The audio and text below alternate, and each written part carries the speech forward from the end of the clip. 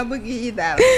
Allez, on va parler de la sécurité en Afrique. Coup d'État, quelques conséquences ou quelles sont les conséquences pour l'économie? mi ngi noonu Yacine buñ ko mënee waxee noonu mooy récemment rek def nañ fi météo politique niñ ko doon waxee réew yëpp ay militaires ñoom ñoo fa nekk donc coup d'état bi nga xamante ne moom moo avorté fële ca benn daf ñuy pousser ñu interroger wu sur la sécurité bi nga xamante ne moo am ci Afrique ñàkkum kaaraange moom Yacine ñun kenn duñ ci wax dara.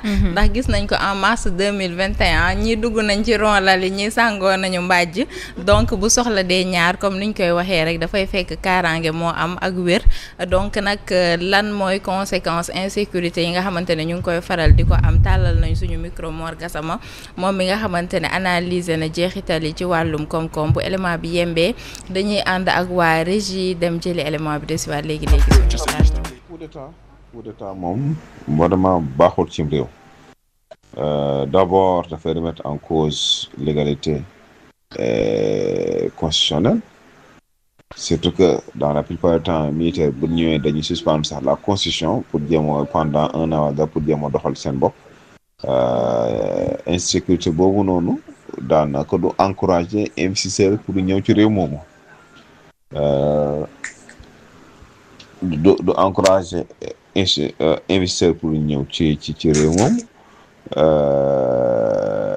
te loolu je pense que nekk loo xamante ni lu gën ci réew la waaw ñi nga xamante aussi yoon nañ suñ koppar donc def ci réew ma souvent seen xel du dal et que ñi ci ëpp sax daanaka ni ñuy def ba génn sax moo leen gënal parce que après sax doo xam lañ laan demee lu mu lay jox lu mu lay niru ndax koo xamante ni bi ñëw ci bopp réew de manière légale de manière démocratique kooku day xëy di imposer loo xamante ni bi kenn xamul ban direction la lay jëme waaw te entrepreneur bëgg na jël risque mais risque bi muy jël mooy souvent bi fi muy investir pour mën a gagner dara risque boobu moom da koy nangoo jot mu toll loolu moo sax moo ko def entrepreneur voilà mais risque yi nga xamante ni politique la loolu ñoom souvent nekkuñ ci bu baax waaw d'ailleurs sax bokk na ci li nga xamante ni bii day dàq investisseur mooy risque politique nu mu gën a élevé rek daf leen dàq ci réew moomu et que même sax bu nente ne yaa ngi bëgg a lebal nit xaalis ci réew moomu souvent intérêt dafa yokk ndax risque politique boobu am foofu voilà yooyu moom vraiment lépp luñ ci mën rek loolu la ñu war a éviter la waaw yenn projet bay day taxaw ñi nga xam ne négocier gouvernement bu légal bi fi nekkoon doon négocier yenn grand projet aussi au niveau international comme interlocuteurs yi nga xamante ni mooy ñi ñu reconnaître nekkutuñu fa day poser problème surtout que nag après pour ci ñi nga dëkk organisation régionale wax ak internationale dugg ci condamner fermement réclamer le retour à l'ordre constitutionnel bras dafay am ça veut dire mu nga toog ay weer yu bari dara lu dox léppay bloqué wu lu ci ëpp waaw ci seen relation ak institution yi loolu lépp nekk loo xamante bi vraiment luy yokk koom-koom la wala luy sawaral nit ñi nga xamante ne bii dañuy yëngatu yor seen koppar ñu bëgg ko dugal ci réew ma ngir liggéey ngir jëm la réew ma kanam.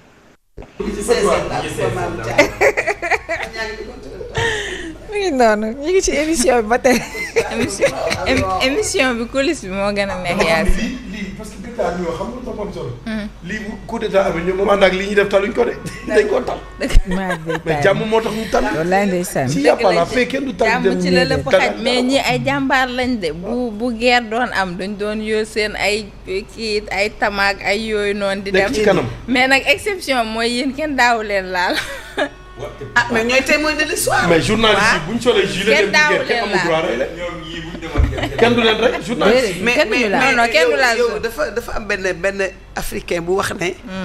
les griots sont les gardiens du temps. waaw sans nous l'histoire les noms des rois tomberait dans l'oubli nous sommes la mémoire des hommes. la mémoire des hommes am na loo xamante ne géwél la koy nettali. le messager kenn du ko rey. kenn du leen laal ba ko rey looy wax. vous êtes protégé sur Papa protégé. ñaan moo wax loolu. day Tamsir ñaan. Jibril Tamsir ñaan mi ngi noonu mais journaliste yi nag yenn saa yi si guerre yi ñu laal leen de guerru Palestine bi liñ ci rey ci ay journaliste kenn xamul voilà kenn xamul ñaata la toll donc Yacine amiin yaa amiin Très bien. amiin donc Alors, voilà Yacine ñun ñoo ko gisandoo. ñu ngi nekk ci ceinture de feu boo xamante ne comme à chaque fois ni ma koy waxee laaj na nag ñu am benn réponse commune boo xamante ne war nañ ci wax.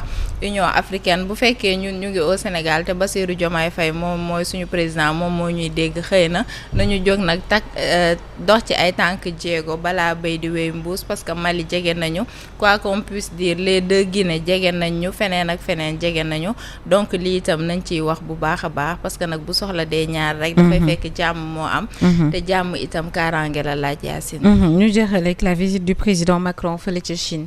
Macron intérêt am rek lay dox. mooy président yëpp seen intérêt la ñuy dox. mooy président bi nga xamante ne moom moo gën a muus ci président yëpp ndaxte moom voilà lépp lu ko soxal day sol ay dàllam dem on se rappelle bi mu demee Maroc récemment soxnaam simmi ay dàllam dugg ci mausolée bi muuraayam bu jekk donc ñoom lépp lu mu jar rek dañ koy def ngir seen économie gën a ñoŋ keroog nag dafa seeti woon Xi Jinping te ñëpp xam nañ ni seen diggante rataxul ndaxte nag guerre bi nga xamante ne moo xew fële ca Ukraine ñu bëri jàpp nañ ni Xi Jinping dafay jàppal tànk ki nga xamante ne mooy Vladimir Poutine mais teewul am na ay accords yu bëri yoo xamante ne daal de nañ ko xaatim diggante Chine ak itam France donc bu élément bi yembee dañuy dem Chine del si waat léegi sur le plateau. Au cours des discussions, le président Xi Jinping a qualifié la Chine et la France de grandes puissances indépendantes et de forces constructives dans la construction d'un monde multipolaire. Alors que les changements mondiaux s'accélèrent et que l'humanité se trouve à un tournant, il a appelé les deux pays à faire preuve de leadership, à défendre le multilatéralisme et à se positionner fermement du bon côté de l'histoire. Le président Xi Jinping a déclaré que malgré un environnement international en mutation, la Chine et la France devaient continuer à se soutenir mutuellement sur leurs intérêts fondamentaux et à renforcer les fondements politiques de leurs relations bilatérales. Xi Jinping a souligné que le 15e plan quinquennal de la Chine qui arrive constitue une nouvelle source d'opportunités de coopération. Le président chinois a appelé les deux parties à élargir leur collaboration dans des domaines clés tels que l'aviation, l'aérospatiale et l'énergie nucléaire, tout en explorant de nouveaux partenariats dans les domaines de l'économie verte, de l'économie numérique, de la biomédecine, de l'intelligence artificielle et des énergies renouvelables. Il a déclaré que la Chine était disposée à importer davantage de produits français de haute qualité et accueillait favorablement davantage de nouvelles entreprises françaises souhaitant investir en Chine, tout en espérant que la France offrirait un environnement équitable et stable aux entreprises chinoises. Il a également souligné l'importance d'approfondir la coopération dans les domaines de la culture, de l'éducation, des sciences et des échanges locaux afin de renforcer les liens entre les peuples. Le président Xi Jinping a averti que l'instabilité mondiale s'accentuait et que les conflits devenaient plus complexe. Il a déclaré que la Chine et la France étaient toutes deux membres permanents du Conseil de sécurité des Nations Unies. mi ngi noonu ñoom kafuñu réewuñu Yacine ñoom lépp li nga xamante ne day jëmale seen réew kanam rek ci la ñuy dox peu importe fépp fu mu mënti doon gis nga Macron sol ay dàllam dem fa waxtaanee nañ nag ay coopération yu bari yoo xamante ne daal de nañ koy xaatim la question bi nga xamante ne moo relative à la guerre ci Ukraine wax na ko mais Xi Jinping daf ko xaw a esquiver donc pour te dire que ñii moom seen ay intérêt rek la mu ñuy topp te fépp fu mu nekk rek dañ koy jëli voilà li moo nekkoon visite bi nga xamante ne président Macron demoon na ko seeti homologue am muy président Xi Jinping bu Chine Yacine. Merci beaucoup Binta. Merci bien. ñu joxante dig daje mardi. Inch'Allah merci ma chérie. du férié. lu xewati nag. dama lay laaj. déet nag du férié. Binta ak bëgg ma Binta. ma foogoon ni le 20. le 24 mooy férié wala le 25. le 25 mooy férié te mardi le 24 dañuy liggéey xam nga loolu. jotul le 23 jotul. man dama foogoon waaw. dama foogoon fii ba le premier férié la. waaw baax na. di nga liggéey Merci Bintouche. Il est 10h exactement, 50 minutes. On termine avec la rubrique fitness. On parlera de sport à coach Moussa qui revient bien